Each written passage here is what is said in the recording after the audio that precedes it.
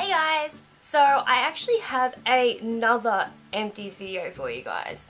I thought this would be a lot harder to get these that often, but I actually keep going through products quite quickly at the moment. It just sort of has been working out that I'm halfway through a lot of my products and they're going really quickly. So yeah, I have another box with a bunch of stuff for you guys. So if you've seen my other two, then you'll know that these take a little bit for me to get through because I like to tell you guys what I liked, what I didn't like, if it's worth buying, and yeah, so before we continue with this, feel free to go get yourselves a cold beverage or a cup of tea, because yeah, this might take a little while to do. And if you haven't seen my other two, I will leave a link in the description for both those videos so you can watch them after this one. And yeah. And don't forget guys, if you do like these sorts of videos where I review products, especially ones that I have been using for a while, and I will honestly tell you if I like them or not, make sure you give this video a like or leave a comment below, or tweet me or anything on social media. I will try my best to reply to you and try my best to do as many of the videos that you guys want to see coming up. Now with these, I don't actually normally have makeup products because I don't really go through my makeup that quickly. I usually rotate a little bit with my makeups, like my foundations, etc. So it takes me a little bit longer to get through them, unfortunately. But I do actually have a couple of things. The first thing is the KIKO Perfect Base Corrector Primer. This wasn't that expensive of a primer. I actually bought it when I was in Europe last year. For a cheap primer, it wasn't too bad. The only issue I did have with it is I'm used to using more liquidy primers like my Napoleon Purtis one, and this is more, it's got almost like a gel consistency to it. It's quite good for the price of it, but I wouldn't probably repurchase it personally. I mean, if it's all you can get, then go for it, but I would personally spend a bit more money on a primer. I just sort of picked this up because I needed a primer and I left my really good one at home, so yeah. Next thing is the Max Factor Masterpiece High Volume Definition Mascara.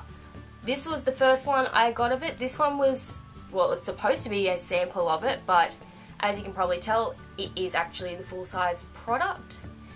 This has been one of my favourite mascaras ever, and it isn't that expensive. I went out and bought one after using this a few times and fell in love with it. It's only about 20 Australian dollars. It doesn't really clump your lashes together, so if you want something that clumps your lashes together, this probably isn't the one for you.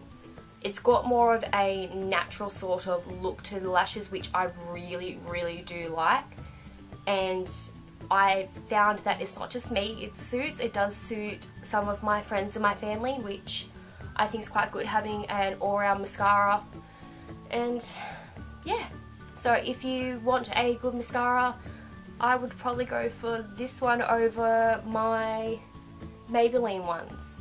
That's saying quite a bit because I love my Maybelline mascaras. Last thing in the way of makeup-y type stuff is one of the MAC Prep and Primes. I've only been using this stuff for about a year, and this is my second bottle actually. No, this is the first bottle I used of it. I've only ever bought 2 of them. They actually last quite a while, surprisingly, so yeah, they're quite good value for money. They aren't that expensive either, which I was quite surprised about.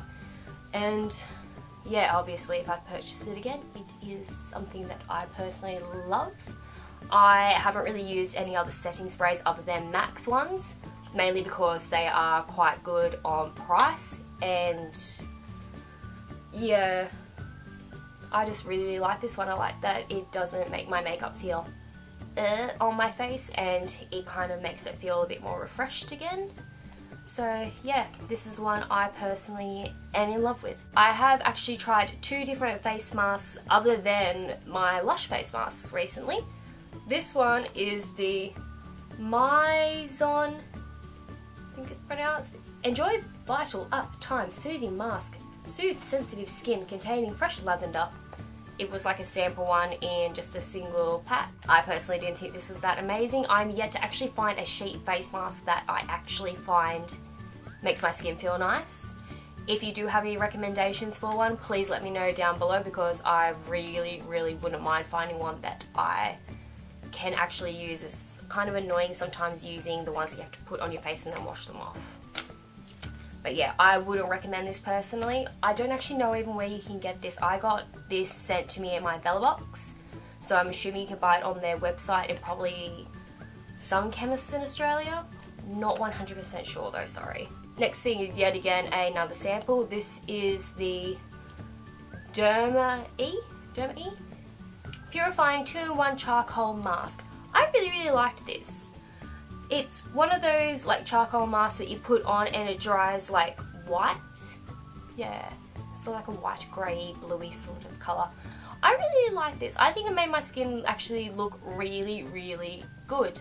I might actually buy the bigger one of this. It wasn't the cheapest thing to buy, I know that. That's why I haven't actually purchased it, but yeah, I probably would actually recommend this as a charcoal face mask. Next thing I have is yet again another sample size.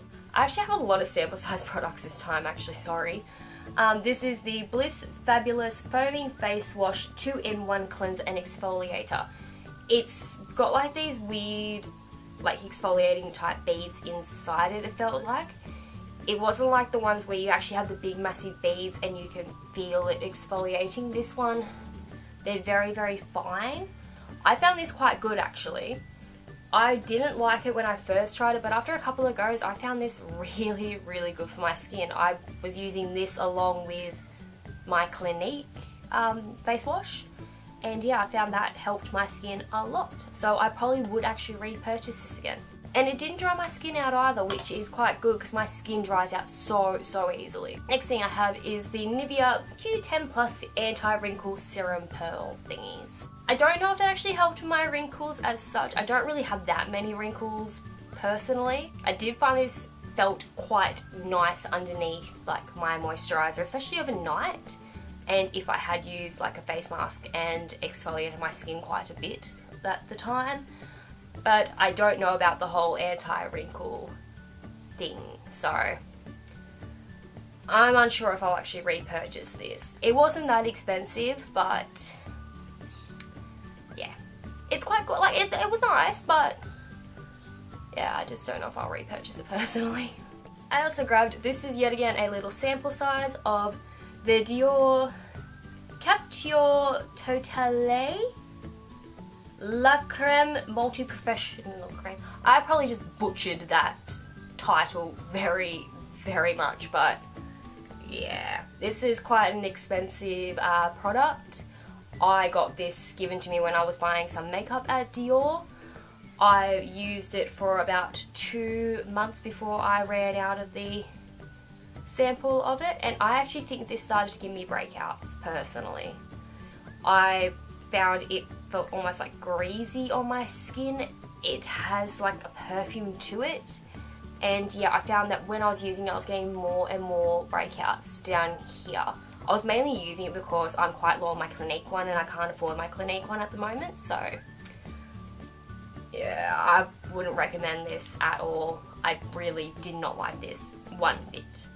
I also have 2 different types of toothpaste. I think I had one type last time as well, but I've actually gone to the Oral-B ones now. First one I got was the Oral-B 3D White Luxe, the glamorous white one. It was good. I don't think it helped my teeth that much in the way of whitening. This one on the other hand I found great. It is the 3D White Brilliant Mint. It's just like with a normal 3D white one. I found this one great and I've actually purchased it again. I don't know if it's necessarily brought my teeth up a lot whiter, but they're not as yellow as what they used to be. So yeah, I would recommend this one if you're looking for like a if you're looking for like a maintenance whitening toothpaste. That makes sense. That's probably not the correct term for it, but Yeah, that's the way I would describe it. I also have one of the Isocol Antiseptic rubbing alcohols. A lot of people use this as like a toner and that type of stuff. I don't. I actually use it to clean my makeup brushes when I'm traveling, and that. It is great. It does have that very alcoholic smell to it, and it does sometimes leave your brushes smelling like that. But if you're looking for something very, very cheap that will clean your brushes and keep them hygienic, I would recommend using something like this. It was like $10 for that massive bottle, and it takes quite a long time to get through it, which I'm very, very happy with. Last thing I have for you guys are some hair products actually.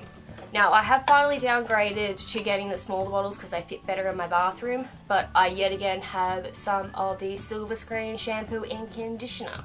So one shampoo, one conditioner. I was filling these big bottles up with my smaller ones whenever I got one, but yeah, I don't know why I kept doing that, because the small ones fit in my shower better. So yeah, if you haven't checked this brand out before, I recommend checking them out. It isn't that expensive of a brand, and I find this stuff is way better than any other blonding shampoos and that I've used before. I used to use the De Lorenzo. It's quite expensive and quite potent. It's probably the best way to put it. My hair always went like a purpley colour just after one wash with it, whereas these, they just tone my hair, and I love them. I've actually got my mum onto them now, which is quite good. They can be hard to get hold of, but I have seen a lot of people buy them on eBay. I'm still yet to buy them. I think I've mentioned this about 4 times in a video, so yeah, I probably should get around to purchasing the big pump bottles of eBay. I also have one of the Natural Look Reconstructive treatments. This one is the new pump bottle pump. Why is that not focusing?